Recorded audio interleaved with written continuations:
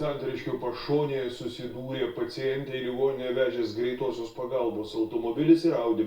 Medikų automobilis apvirto, nukentėjo pacientė ir medikė. Nuvežta į ligoninę, pacientė mirė.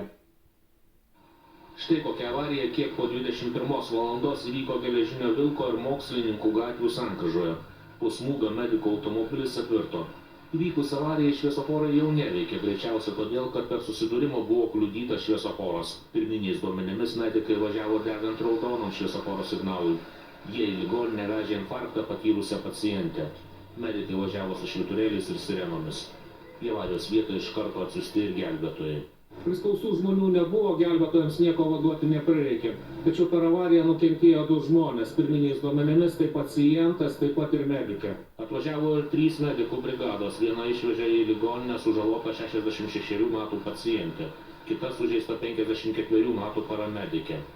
35 metų greitosios automobilio Volkswagen Traktor vairuotojas ir 24 metų Audi vairuotoja per avariją nesužeisti. Vairuotojai buvo blaivūs. Dar tą pačią naktį anot policijos dėl patirtų traumų pacientė ligoninėje mirė. Medikai teko siūti kaktą, paryčiais išleista gydytis namie.